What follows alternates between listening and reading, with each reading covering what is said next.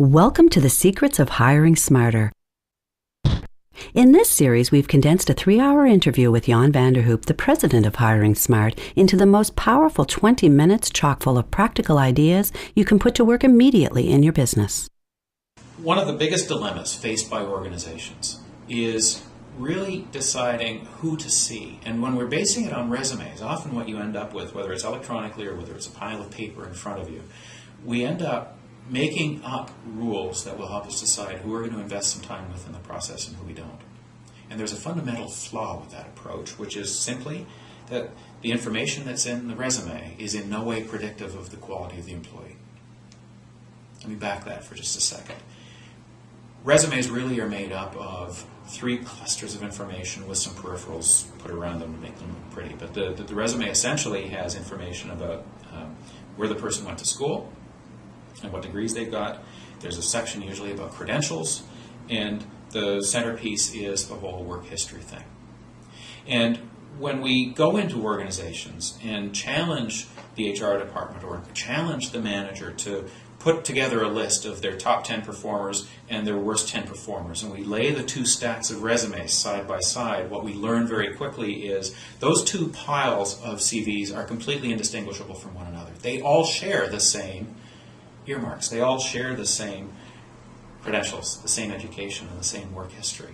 And so you have to conclude that there's absolutely no correlation between the stuff that's in the CV and its ability to predict whether the person's going to be a top performer or a poor performer. The piece that is the differentiator is the candidate's attitudes and their standards and their beliefs around things that are critical to their success on the job. Things like, what standard of performance is okay for me as an individual? What is acceptable for me in the treatment of a customer or in collaboration with a coworker? And none of those things show up in the resume. They're very hard to extract from an interview because candidates are very well coached on how to position their responses in an interview. And so the only solution really can be to set yourself up so that you're gathering attitude-based information from the candidate as the admission ticket. Instead of relying on the resume and using that to decide who you're going to see, much better to focus on a set of interview questions that have given you information about each candidate's attitudes in the areas that are going to be critical to their success, and using that as the admission ticket to help you decide who you're going to spend time with.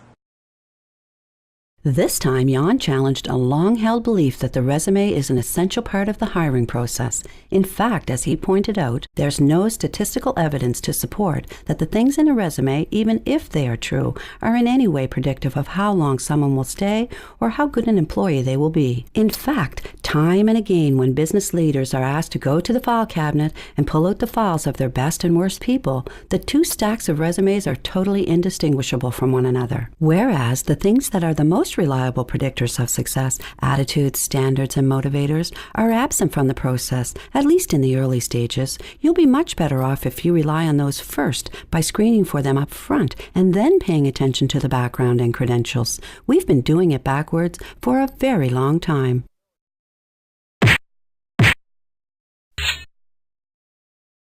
Thanks for watching this clip. We hope you enjoyed it and that it got you thinking a little differently about the relationship between your people and your bottom line. Click any of the links below to either replay this clip, move on to the next in the series, share these clips with a friend, ask us a question, or sign up for our newsletter.